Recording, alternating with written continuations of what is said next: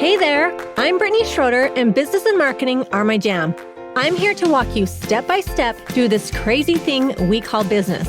I'm a small town girl, chocolate eating, Diet Coke drinking mom, marketing guru, automation Jedi, and all around good time. This is your weekly dose of all things business and life, sprinkled with some fun. This is the Redefine Business Podcast.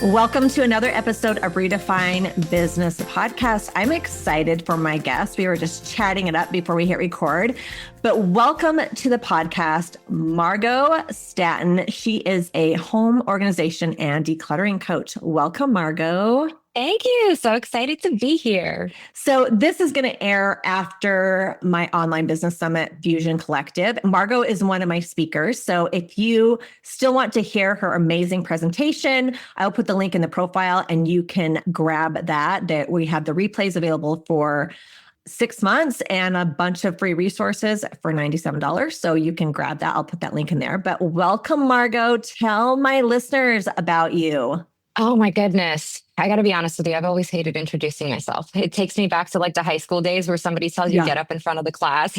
Yeah, it's the worst. It's the worst. But yeah, so I am a home organization and decluttering coach. I help women all over the world. We actually just went international about a year ago, I want to say, and that's been pretty cool and very different. Maybe we'll talk more about that later. But I've been doing it for over, oh my goodness, I want to say 10 years. And I focus primarily on the decluttering part, just because most people contact me and say, hey, I need help with my, home being organized, but it's very rarely a home organization problem. It's usually a decluttering issue, a clutter issue. Let's see. I have a master's degree in psychology. I'm also a psychology professor, which most of my viewers don't know. I love that about you. We were just talking about that. I'm like, oh my gosh, I love that about you. Like, you're awesome. You're like a baddie. Like, that's so cool. Yeah. So I love that. And on a personal note, I don't know, I would say I'm a coffee addict. So much so that I have a chocolate lab pit rescue pup. And just so you all know how deep my addiction goes, her name is Coffee. It's interesting because you talked about the decluttering, but I love that you are a psychology professor, because I am sure there is a little bit of like psychology in why people are hoarders or why their life is kind of messy. So like, does that play into, when you are like decluttering, organizing, do you get a chance to use your psychology when you're like working with people? Yes, not in the sense that I'm treating them as if they're my own clients. So we have to have like that separation. But in general, I would go as far as saying that most of it is psychology, right? And there's the really extreme. So when we talk about hoarding is a disorder. Hoarding disorder is its own thing. And it's very, very challenging. I'm not going to go into it, but it's very challenging to actually declutter when you do suffer from a hoarding disorder without getting the mental health treatment that you need. But typically, clutter is 100% psychological, right? And when I work with clients or in general, it's less about taking the action to remove things from your home, but it's more about understanding why you accrued it in the first place. Because once we understand what do all these things represent? What do they mean to me? Right? Once we understand that, then it becomes much easier to overcome that resistance to part with items. And it's a continuum, right? For some people, it's like, oh, okay, I get it. I grew up in a household where my caregivers had a lot of clutter. And, our first experience of what a home life should look like is via our caregivers, and we mirror them, right? So if you grew up in a home that had a ton of stuff, you learn that, well, that's how we live. So as an adult now, you surround yourself with a lot of stuff. Same thing. It could be something like my own personal story, right? Which again is very psychological. I immigrated here from a different country when I was young. I grew up incredibly poor. I actually was recently having a conversation with my daughter. My daughter's 11, and she asked for her first JanSport. And I just got a flashback of my childhood. We couldn't afford a JanSport. That wasn't a thing, right? Or like Nikes or anything. We had whatever the fake versions of that was. So sometimes, again, it's psychological. You are brought up in an environment of lack, right? Not having enough. And when you grow up, let's say specifically for me, the first time, I got a real job and was making a decent income, what did I do? I blew that money on stuff, Mm-hmm. right? To make up for the lack in my childhood. So I think that, again, the psychology component is huge. And if you understand what those things really mean to you, right, and why you've accrued them, then that's the first step into letting go of a lot of the stuff, right? Because decluttering is never once and done, right? Yeah, It's for yeah, life. An item yeah. comes in, things have to go out. So Yeah, yeah. yeah. And I wonder if it's like a generational, like it skips a generation. Cause like it's interesting because my ex-husband, he grew up and he had 10 kids in his family. And so they didn't have stuff. Like they didn't get stuff. Like it was very minimal because they couldn't afford it. And then it was interesting. I grew up, my parents were, like did very well. And Christmas, like we had these huge Christmases and then, but he had very small ones. And so it was always like kind of a conflict when we were married because like, I was like, our kids don't need all this crap. Like, you know what I mean? Like we don't need to get stuff. And he wanted to go crazy. And so I feel like I'm very much like a minimalist too. So I'm like, I wonder if my kids are going to do the opposite. So then they're going to have big Christmases to their kids because I was more, you know what I mean? So, Yeah. but it is interesting, like how you're raised. I feel like my kids are pretty clean. Oh, you're so lucky. Yeah. People ask me all the time. They're like, well, you're a mom, right? And you're like a decluttering coach, or what does that look like? And I was like, my daughter started decluttering when she was 4. Yeah, yeah, And because again, it's the habits that we teach, right? They don't even realize that they're building habits that they take into the future that benefit them in adulthood. So I started teaching my daughter when she was about 4 or 5 years old. And it's funny that you bring up the holidays because one of the best ways to teach your kids is to actually ask them to let go of items either right before or after the holidays when they get a lot of yeah, stuff. yeah, When they get gifts, it becomes much easier. And we say, like, we don't say let go, but we say, let's make space for the new stuff. You know what I mean? So it's just like so phenomenal. But yeah, my daughter's been decluttering for many, many years and now she declutters on her own. And I am so blessed that she's like tidy and neat and yeah, incredibly minimalistic. yeah, yeah. So Yeah, I would say I'm thinking of my kids. I was telling you before I record that I have a son he's on a mission and he's been in Brazil. And so I was talking to him the other day and he was saying, "Oh, by far I have been the cleanest." Like he's lived with different, they have different companions throughout the 2 years. And he is just, he just said, "This is how it must feel to be a mom," because he's like, I'm yeah. constantly telling people to clean up after themselves. Yeah. But it's funny because like my kids have always been like fairly clean, but he's just kind of like, he's like the things that used to drive me crazy about him. Now, other people, like his roommates, that's what drives him crazy. It's like, why do they not put their clothes away? Can they not put their shoes? You know what I mean? There you go. And so it's funny. And my daughter is very much, I would say she's a very or like color coded Oh, closet, wow. That's a and dream. she's very Yeah. organized. She Hmm. has a ton of clothes though. So I'm just kind of like, she's very minimal in every area in her life except for the clothes. And I'm like, do you need one more pair of sweats? Like, really, do you need one It more pair? does. Self-expression. Yeah. And I think that's a very interesting point that you make, that you bring up. And I think there's a huge misconception. So one of the things that I always say is clutter is subjective, right?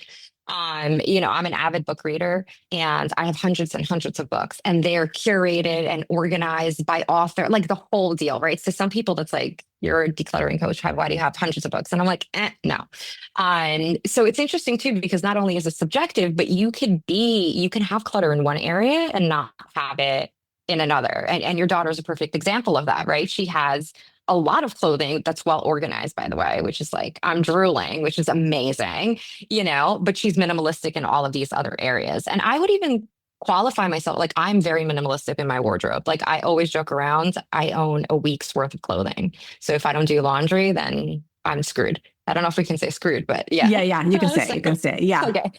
Versus in my home, there's certain things like between the books, or let's say I have pictures and artwork on my refrigerator, which people are like, oh my goodness. And I'm like, it makes me happy.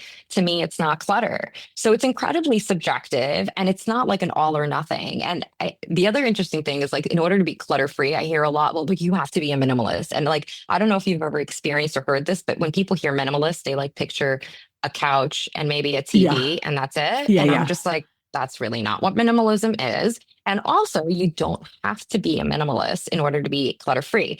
I'm going to say this, and there's going to be a lot of resistance, but you could be a maximalist and be clutter free, Yeah. right? if the stuff makes you happy, if you use it, you love it, then just go have fun. Yeah. As long as it's not breaking the bank. Yeah. Well, and certain, like you said, certain things bring you like joy, and books, like Yeah. if books bring you joy, then, do that. Like I love pictures. I was a photographer. Like I love pictures. I love printed pictures. I love albums. Like I like to Yes. have like all of those things. So it really is just like, it can be organized chaos, I guess. There you It go. totally can. And think about the artist workshop. Have you ever gone into like an artist workshop? It is like chaos. Like there's things everywhere, but like it's organized for them, right? It's like controlled chaos. And this is how they get inspiration. So yeah, totally subjective. Yeah. So when you do, like we've kind of talked about, and we'll talk about this a little bit more, but like you have courses, you have different things like that, and then you have one-on-one clients. When you're dealing with one-on-one clients, what is the one area that you see over and over that people struggle with? Like is it bedroom? Is it closet? Is it pantry? Is it kitchen? Great question. What is like the big one for people? So I call them eye twitch areas. They're always eye twitch areas. And I primarily work with women, and it's the closet, the wardrobe, and the kitchen. Yeah. Like those are the two hot zones. And I would even have to say the kitchen, probably as much as it has a lot of stuff and requires organization for functional use, the closet is oftentimes where the demons hide, right? The past self, the fantasy self. Like this is what you talk about psychology, right? Kind of bringing that in. I feel like the kitchen is more straightforward. It's more in the kitchen, we tend to encounter the just in case fallacy. Yeah. Oh, if I get rid of like this 7th spatula, I might need it. Or again, people are going to be like, oh my God, Margo, don't say it. But it's like, oh, she said, I don't need that many. First of all, I don't tell anybody how much stuff they need. But in general, like how many coffee mugs do you need? Like I've worked with many, many clients where it's literally like 3 shelves full. We're talking 30, 40 mugs, and it's 2 people in the house, and they don't even host that often. Yeah. Yeah. I'm just saying, like, I'm not trying to say cut it down to 2. You know what I mean? But do you need that many? So I think that it's kind of those just in case I have guests, just in case I need this, serving platter, just in case I do host a huge Thanksgiving. Meanwhile, I've never had one. You know what I mean? It's like all of these things. So I think it's a lot of stuff to go through. And I think it's an investment of time and energy, because you then have to organize it, keep your stuff where you use it, right? Yeah. All of that stuff. But the closet, the wardrobe is interesting because there's just so much that comes up for us women. You know what I mean? It's like sometimes you'll take out a jacket that, you know what I mean? Maybe it's not even yours. Maybe it was like your high school boyfriend's and you held on to it. And like, what are the memories that come up for you? Yeah. Or, sometimes it's especially I work with a lot of moms, a lot of mom entrepreneurs actually who also work from home. And, what we'll encounter is the life before kids. The clothing of the size 2, size 4 jeans that used to fit great. And now it's like we're like 3, 4 kids in and you're a size 10 or 12. And it's so hard to like let go of that. Like so hard. And it's so painful. And I hear it all the time from my clients, like one day, and I'm just like, and that's okay. Like I never tell anybody to get rid of all of your size 2s or 4s or whatnot. You could hold on to a few. You don't need to hold on to an entire wardrobe for the person you were 20 years ago. Right. So it's just challenging. And then, of course, it's the fantasy self, right? We hold on to items for the person that I always laugh at the story. But like at one point when I was curating, as I capsule wardrobe, when I was curating my wardrobe, I had blazers. Okay. I have never worn a blazer in my life, so funny. Like ever. But it was for my fantasy self, that woman that needs to roll up into a meeting and be all, and I'm like, I've never done that. I have never done that in my life. Like, why am I holding up? Right. But there's that or the dress. Everybody has that dress that you're like, yeah, I'm going to wear one day. Where are you going in that? Like where? Like you make Target trips. I'm talking about myself. Like where are you going? Yeah. So yeah, I would definitely have to say that the wardrobe is probably the most challenging, both in how much time and energy is invested in decluttering it, organizing, as well as the emotional stuff that comes up. So usually it requires a lot of hand holding and tons of messages to me. Like, Margo, I'm spiraling, Yeah. As you're saying this, I'm thinking of my blazers and my dresses. I still have my prom dress from 1995. Oh my God, no. But like, it's kind of a flex because I can still fit into it. And so that I'm never letting. Would you wear it though? I'm never letting that prom dress go. I'm never letting it go. I put it on maybe like once every other year just to see if I can get in it. That's fair enough. Yeah. I mean, I can't knock you because I had I kept my first wedding dress for a very long time. I mean, I obviously didn't wear it to my second wedding and would never wear it. And I would never pass it down to my daughter. But I'm going to be very, very honest. Like, I'm not immune to this. It took me a hot minute to like donate it. It really did. I don't know why, like I let go of the marriage, but like the dress, I was like, so I rented my wedding dress. So that's not an issue for me. So there you go. Yeah. So, well, I love that. Well, tell my listeners how they can work with you, what you have available, if they need help organizing. Yeah. So basically we do a number of things, right? So we have PDFs and workbooks. We also have online courses that are self-paced. So we have a whole like course on how to curate and declutter and organize your wardrobe, which is like fantastic. We have a decluttering plan workshop. So we have a number of workshops, and then we have a huge Facebook community. And then we do one-on-one coaching worldwide. And that goes through an application process just because, there's one of me, lots of demand. So. Yes. Yeah. Well, we'll put that in the show notes for sure. So check her out. Okay, Margo, I like to end all of my podcasts by asking my guests 2 questions. So the first one is, what is a pet peeve? I would say, so I'm very type A, and I would say a pet peeve of mine is when people run late.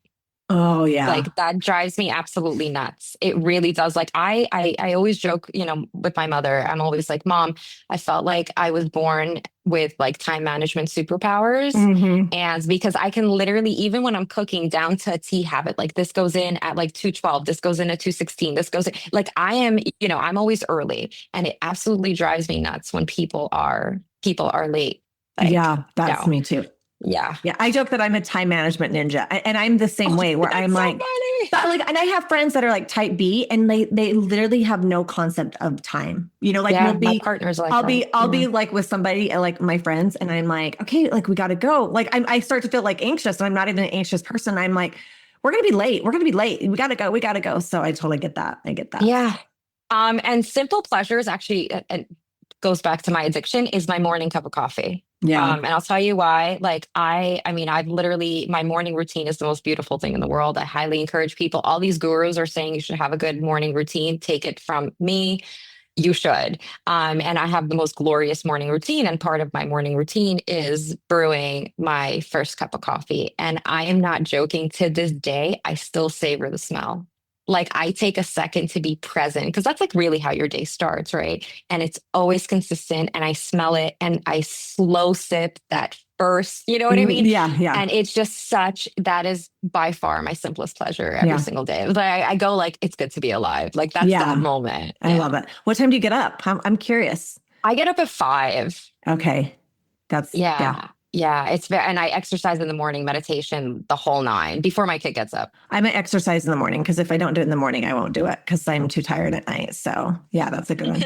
Well, I love it. Well, Margo, thank you so much for coming on. It was so good to chat with you. Give Margo a follow and check her out. Her stuff is amazing. Thank you. Thank you. Let's not stop the party here. Head on over to my Instagram or Facebook group, Redefine Your Business, and let me know your thoughts about today's show. I will see you again, same time, same place, next week.